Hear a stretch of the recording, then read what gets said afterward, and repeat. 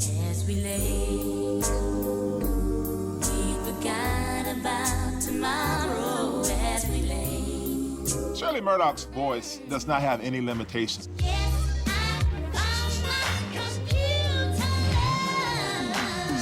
She's the best singer I've ever performed with. Her range is out of this world.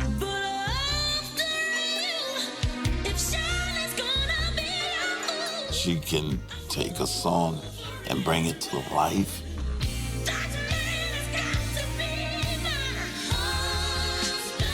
And Shirley came out, and there was this voice that just shook the crowd. Here's the person that sung all of these gospel songs, and now she's saying, as we lay. They didn't know how to separate her from the music. That was the period that really tested her faith. I've got this success over here, but this is my heart's desire. What do I do? Her album sales were falling off. We were in the tightest of situations where the floor drops out. There was that time where, you just didn't know what to do. But then you find yourself coming up out of the ashes, like the phoenix. Unparalleled, untold, unsung. The story of Shirley Murdock.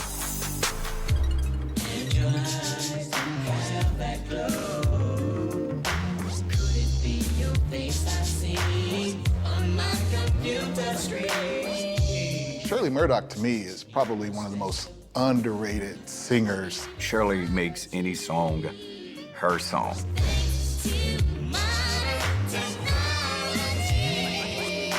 For 4 decades and counting, Shirley Murdock has made her mark as the singer that other singing stars look up to. Precious love you took from me, opened my eyes, and now I can see. She really knows how to tell the story, and when she sings it from the heart. I used to sneak to listen to her on the radio when I was a kid. I wanted to know who this woman was behind this amazing voice. So I'm wise enough. I put her in the category with Aretha Franklin. All the greats.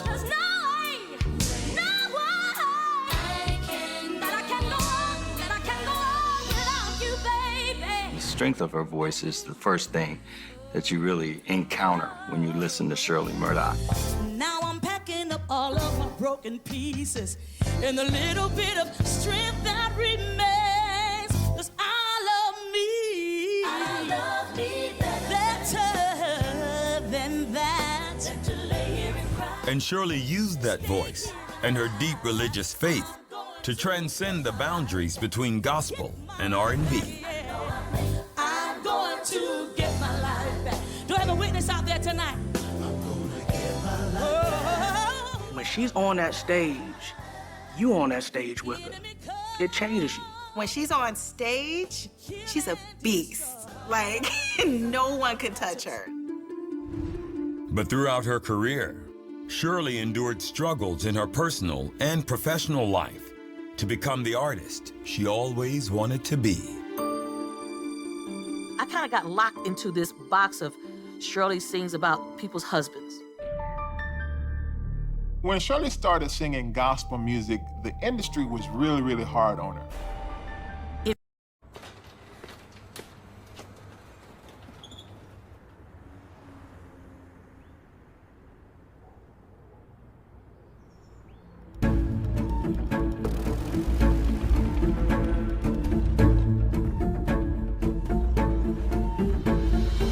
Don't know how to handle all this? Thumbtack knows. Get recommendations for all your home projects. Hire the right pro today. It really did get rough, financially. Tax bills, tax liabilities, houses going up for sheriff's sale. Roger's passing was tragic. Larry's passing was tragic. There have been some heartbreaking moments, but she doesn't give up through the toughest of situations. God takes people through different paths, and it's been an amazing journey.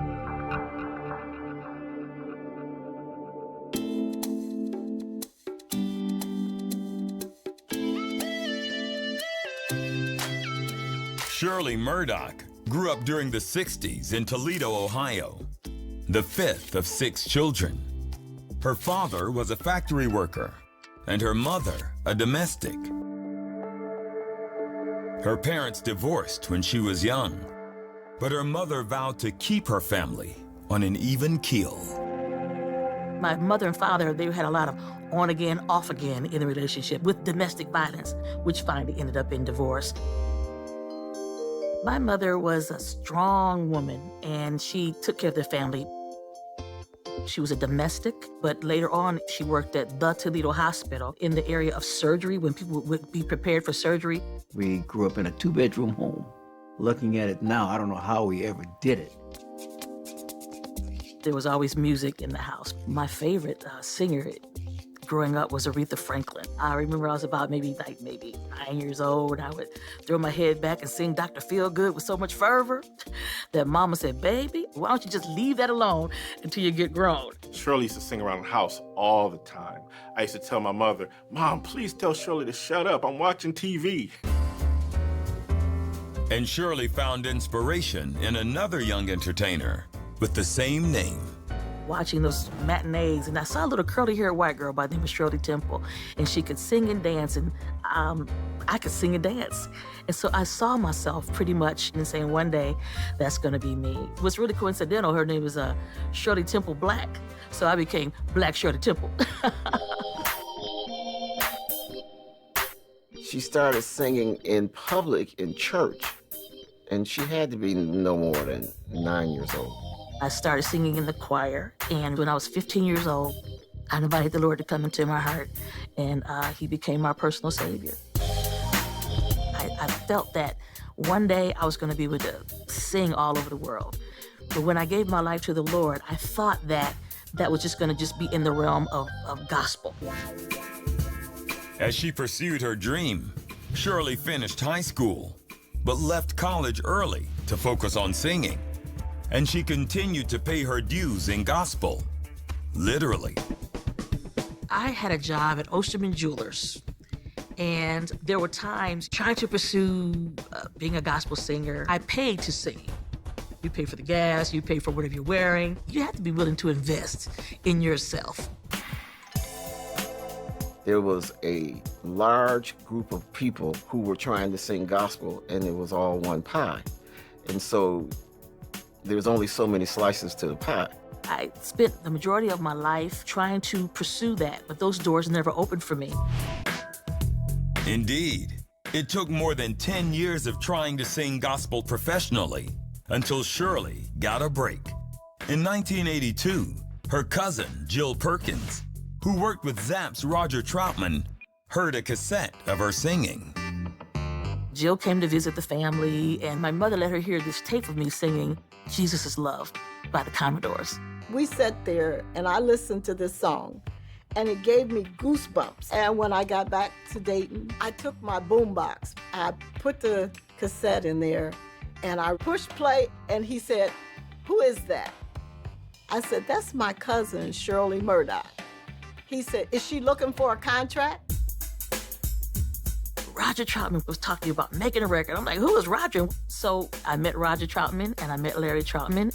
I said, I really don't want to sing R&B. But they said, you know, if you ever want to give this a chance, we really want to help you. So I left there wondering, like, Lord, why is it that this is the only door that's opening for me? Could this be you? So I prayed about it, and I decided to walk by faith through the door that was open. Shirley cut a demo with Roger that led to a deal with Elektra Records in 1983. She then moved from Toledo to Dayton to record her debut album, where she quickly found her comfort zone. I hung out in the studio with Roger a lot. Whether I was recording or not, I enjoyed the studio. I enjoyed the process. Roger and I were sitting there talking. He was saying, man, people don't want to hear the talk box anymore. And I said, you should do a slow song. you know, maybe something like a computer being in love. So Rogers goes in there and he does computer love. But there were no verses. So I would throw something at him like, you know, I've been searching for someone. I just started writing the lyrics, and he's like, yeah, I like that. Okay, well, what about this? Yeah, I like that. He had a wide variety of music in his heart. Roger was so skilled that when he dealt with Shirley, he could present another side of himself. I came by the studio, and there was somebody balled up over in the corner sleeping on the concrete floor. I said, man, who is that over there? And they said, oh, man, that's just Shirley. She's been in there for 3 days helping Raj get this song together. The song was called Computer Love. Computer Love was a bit of a different type of song for Zapp and Roger. And when you heard Shirley's vocals on top of that talk box, that was just a home run hit for them. You know I've been searching for someone to share that special love with me. I have to talk a lot about it, just put the record on. There ain't a lot to talk about, man. Roger was way before his time. And to have her vocals on top of what Roger was doing, no one was doing that. Like, it was unique.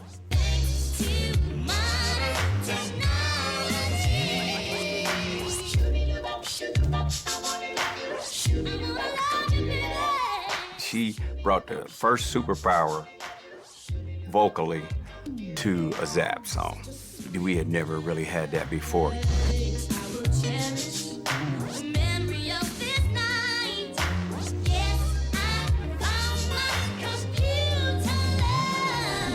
Released in 1985, Computer Love became a top 10 hit for Zapp and put Shirley Murdock on center stage. Computer Love would not have been what Computer Love was and still is if it wasn't for Shirley Murdock. And that was a unique sound, and that was another sound that allowed the group Zapp to, like, turn the corner.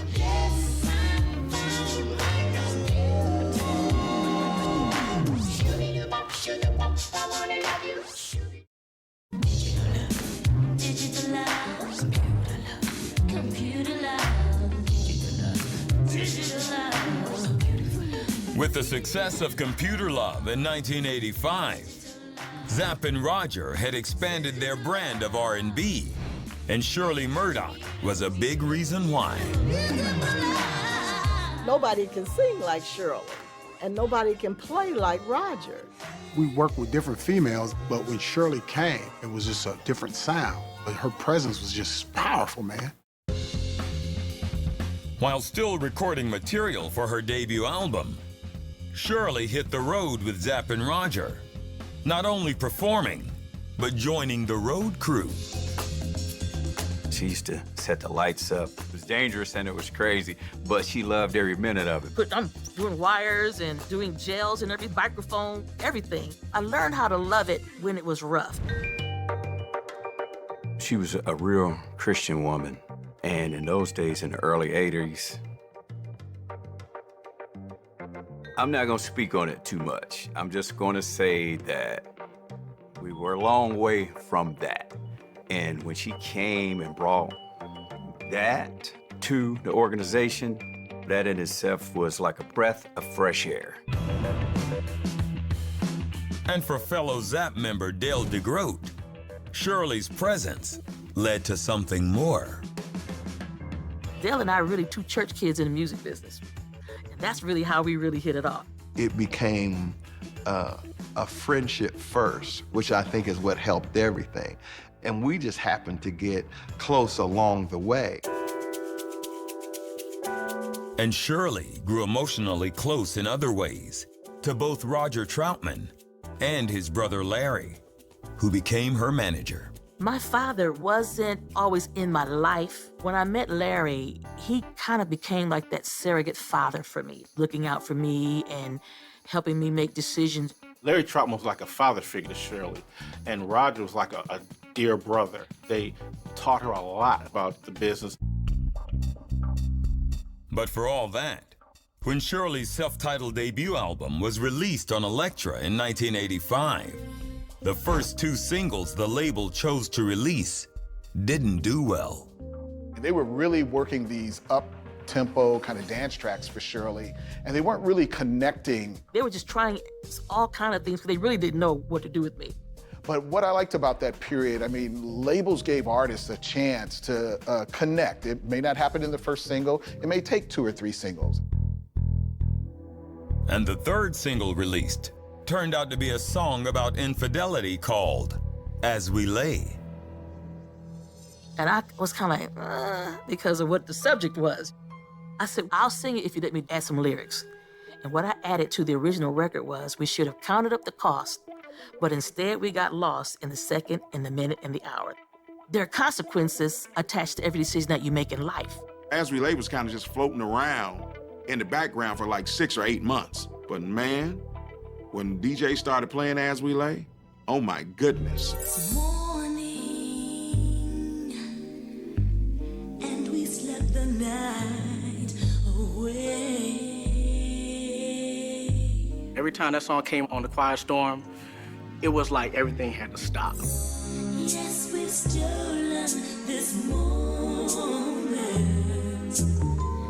We forgot to face one simple fact. I do recall the first time I heard As We Lay on the radio. I started calling up my mom and everybody, I'm on the radio, I'm on the radio. That's a feeling that it's really indescribable. We forgot about all the pain we caused as we spent the night away, as we lay. Driven by intense radio play, As We Lay ultimately became Shirley's first top 10 hit and her signature song.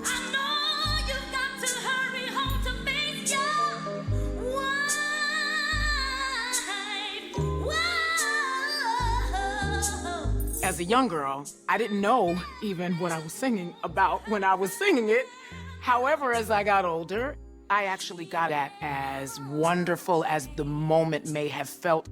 Everything about this moment is wrong. So the song impacted me in such an amazing way that I wanted the opportunity to do it myself. As We Lay was first done by the Human Body. I led the song before, but she took them same words. Well, you know, you heard it.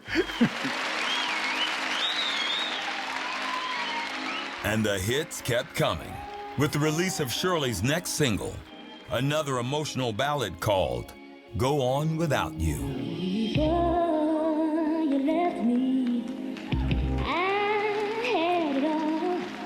You were with me, and that was enough. As soon as Shirley comes in, before you left me, I had it all. You were with me, and that was enough. It just lures you in. Go On Without You was something else. I didn't have a boyfriend or a man, but she made me just want to put one in place just so I can say that he was mine and I was missing him. But I was enough.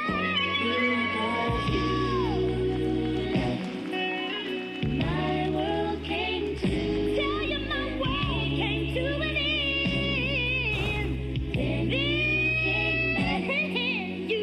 She makes you feel like you're listening to a gospel song, but it's R&B. What would make my world come to an end? To lose my relationship with God. So for me, Going Without You was gospel.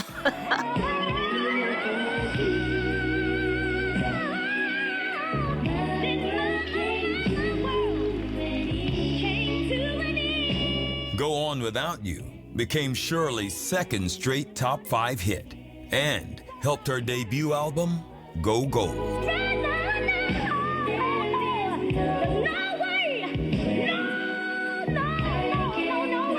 The thing that you've dreamt of and the thing that you've hoped for finally coming to fruition, and now you're in this moment, and it is phenomenal.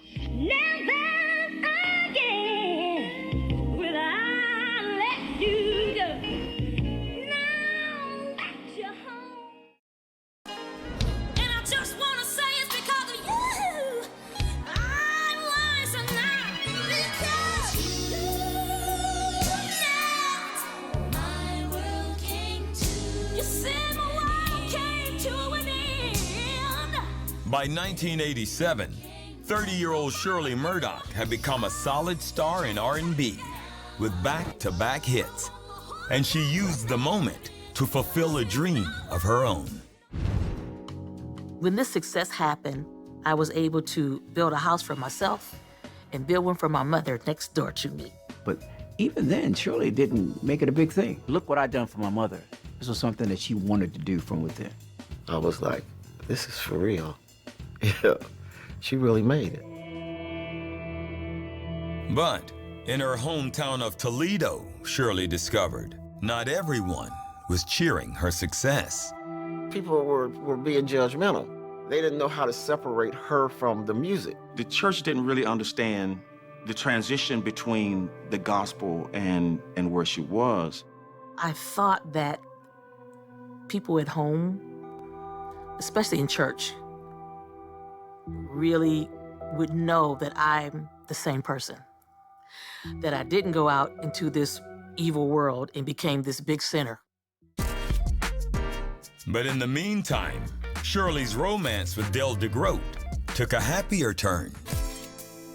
In 1988, they married. As we were getting closer and we were dating, I remember thinking, this is somebody I think I could really spend my life with. So one day, I said, Del, when I grow up, will you marry me? She usually says that she proposed to me, but I don't think that that's particularly true. We were eating, I can't remember the cookie place, but I had the ring inside the cookie. That's romantic, that's amazing. So yes, I proposed. You know, her and Dale they were made for each other. He's not my brother-in-law, he's my brother. That same year, with Roger Troutman producing again, Shirley released her second album and the lead single titled Husband. You told me things, and I believe them all. You disappeared at times, but that didn't matter at all. I think Husband was a perfect follow-up to As We Lay, because As We Lay is about two people making a bad choice. But Husband is a song that you find yourself just before making a bad choice.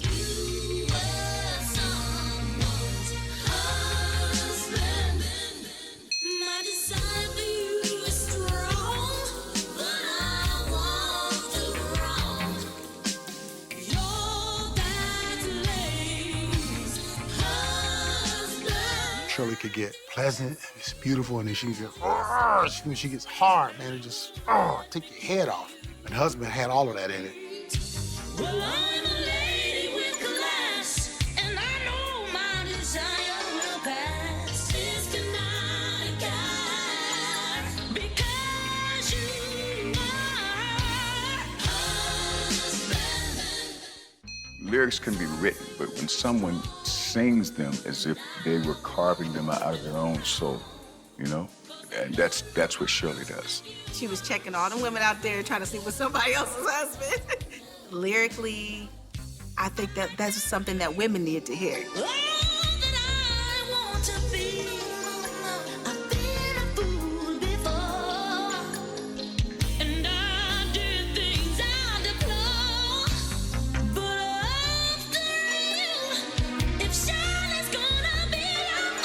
Husband became yet another top 5 hit for R&B.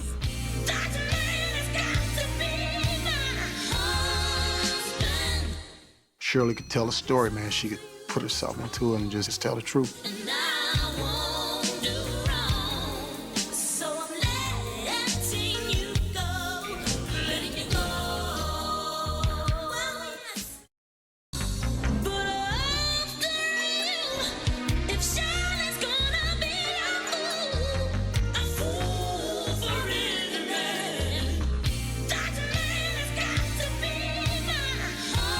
By the turn of the 90s, Shirley Murdock was at the top of her game, on stage and off. In 1991, she and Dale celebrated the birth of their son, Devin. After then, she went home. She's raising Devin, and she would look at television, see that she wasn't on there. So it's time to do something. It's time to go back on the road. Sometimes we would take her son out on the road with us. They had him on stage. To me, she's just my mom. You know, she took me to soccer games. I mean, she's an amazing singer, she's an amazing person, but first and foremost, she's my mother. Meanwhile, Shirley returned to the studio to record her third album titled Let There Be Love, with Roger Troutman by her side. They would get locked in there for, 12 or 14 or 15 hours. Man, I mean, they were a fantastic team. They had their own language. Roger Troutman was my teacher, my big brother, my mentor. He encouraged me. He gave me room to grow. And part of that growth included Shirley writing more of her own material. The third album, the Let There Be Love album, I felt really, really proud of that. Dale and I wrote half of the songs. Writing is just about trying to relate your feelings and put them into words. She's a very prolific writer.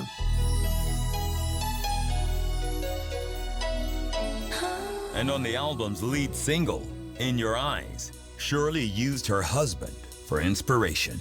When I woke up this morning, the very first thing I saw was your face.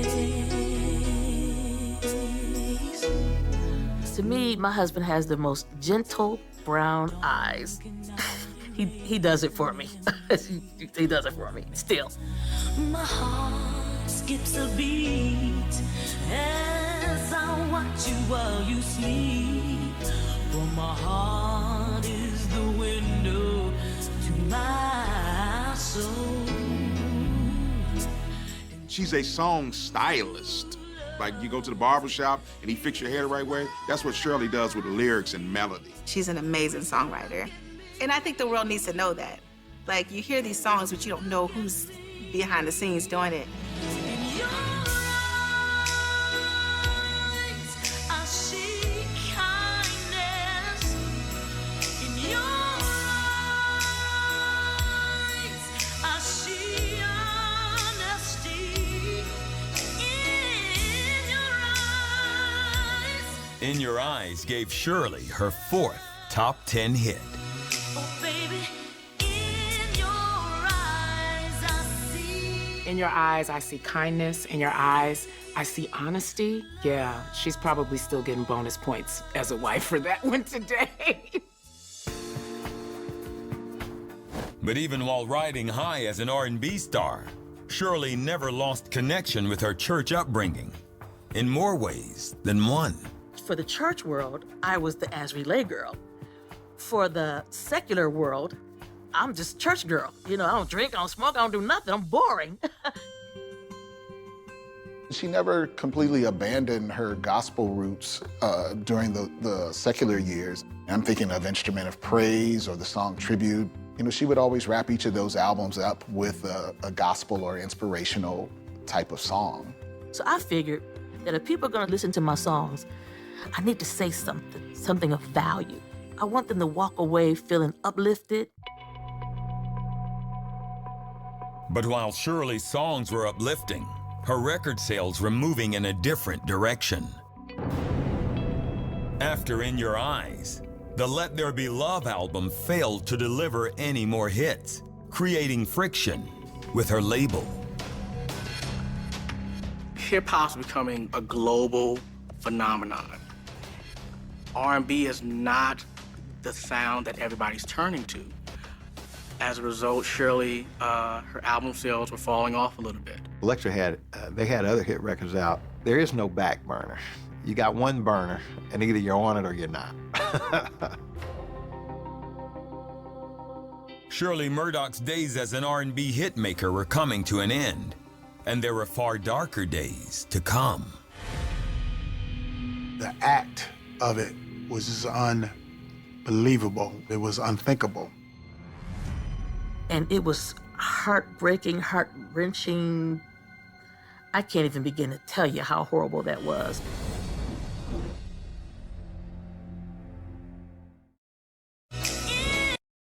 Think of all the places that could expose you to identity theft. If something happens, LifeLock provides a US-based restoration specialist to fix it start to finish, guaranteed or your money back. Don't face identity theft alone. Join LifeLock today.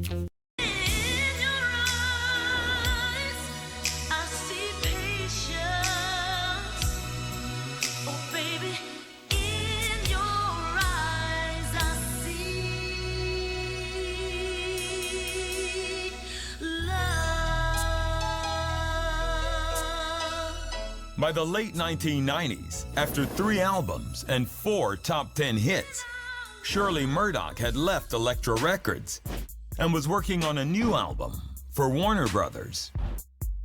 Larry, who's my manager at that time, felt that Elektra wasn't serving me to the fullest. And maybe it's time to move on and see what we might be able to do with another record company.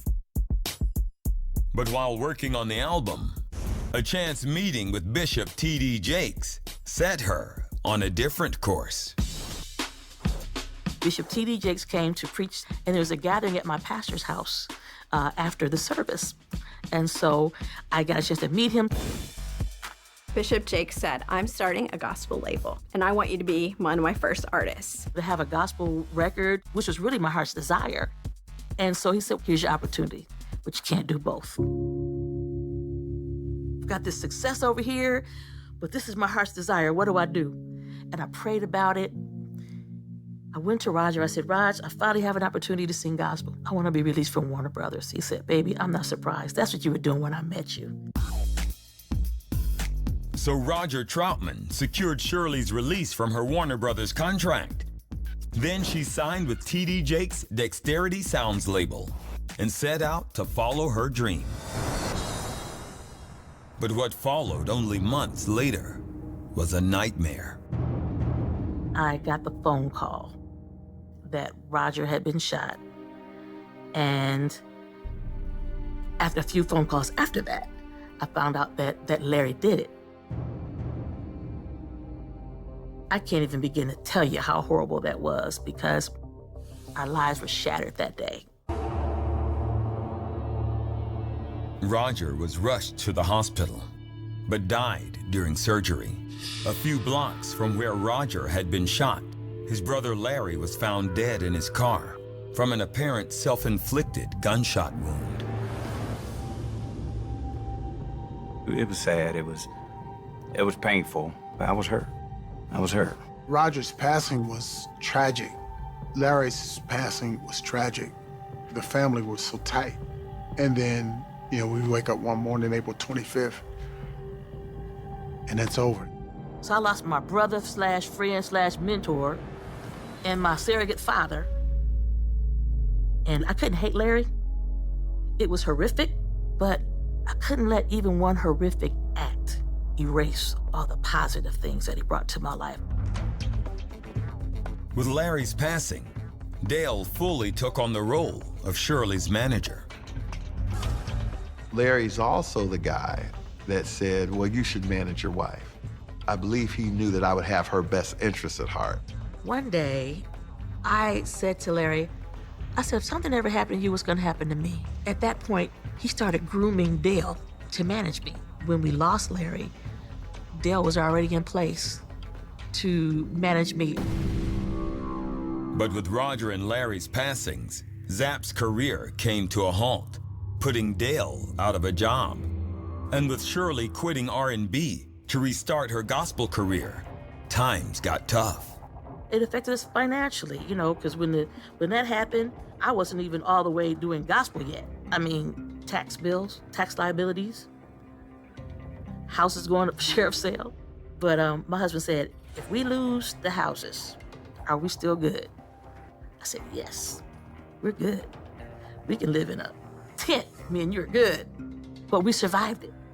We stuck together and we survived it. Oh, it's in your hand. Indeed, in 2002, Shirley released her first gospel album, Home. And the opening track, It's in Your Hands, embodied her unwavering faith in God. I didn't get to sleep last night. I tossed and turned until the morning light. I've been praying for my child. The last thing the world needs is another child running wild. That song moves people When Shirley sings that song, everyone can relate to that song. Everyone has a tragedy, a burden, a heartbreak. So I'm placing it all into your hands. It's in your hands.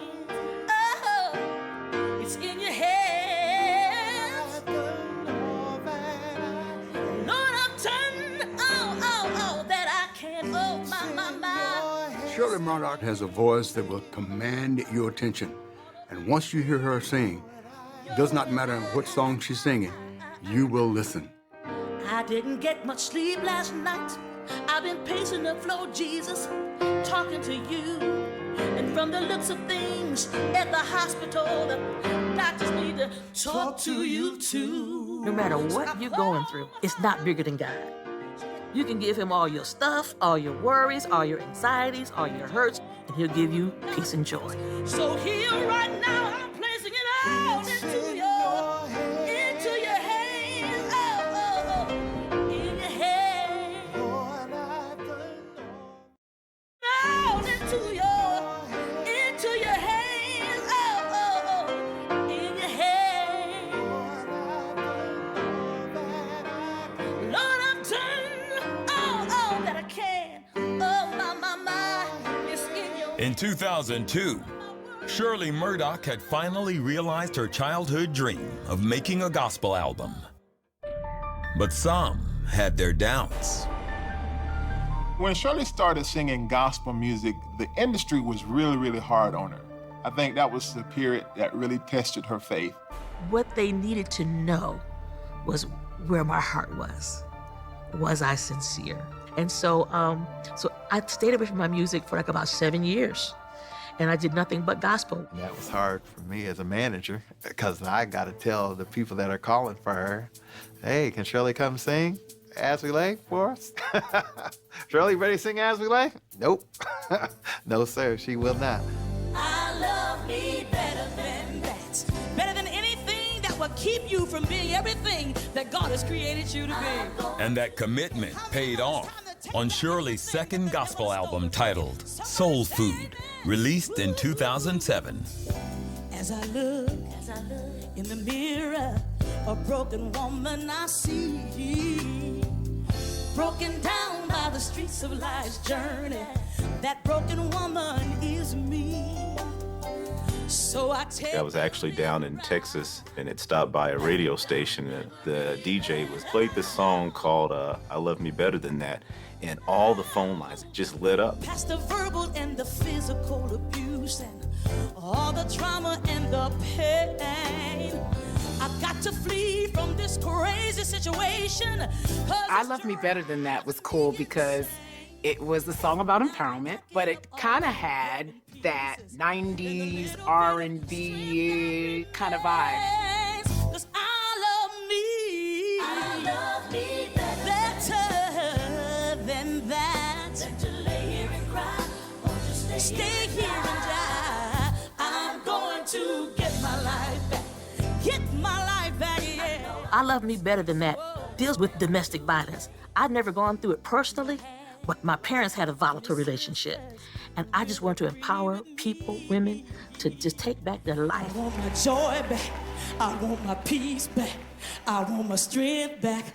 All my sisters tell me, say, I want my joy back. So if you're fortunate enough, like Shirley Murdock, to make it in R&B, gold status records, and then make it in gospel, that's a testament to your talent. Shirley went on to have another gospel hit with Dream in 2011 and solidified herself as a force in the genre. And as her gospel career continued to soar, Shirley maintained a second career as an actress, earning roles in stage plays since the 80s. I had the pleasure of working with Tyler Perry very early in his career. His very first play was called I Know I've Been Changed. Me and her did a play together, and it was called A Mother's Love. And she knows how to take an audience from here to there vocally. And these days, Shirley's musical performances cover her range from R&B to gospel without apology. Back in the day, Shirley couldn't sing an R&B song on a gospel stage. But she can now merge her secular singing and her gospel singing all on one stage and bless everybody. I had to get comfortable with knowing that my life is as unique, so I'm not ashamed of anything, you know. So I'm the As We Lay girl. Yes, I am. But you know what? Without As We Lay, you wouldn't be talking to me right now.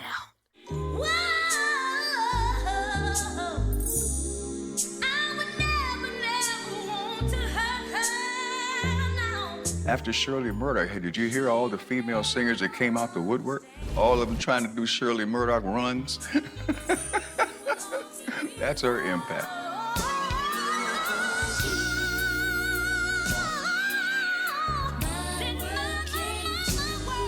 Shirley Murdock has been unsung because she hasn't been acknowledged at her full capability. But the time has now come for her to change being unsung to sing, baby!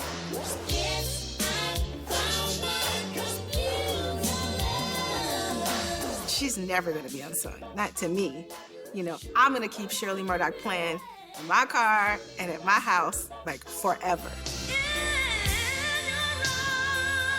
I've been in the business for over 30 years, and the people still love me, they still support me, and have the opportunity to share the love of God, what's in my heart.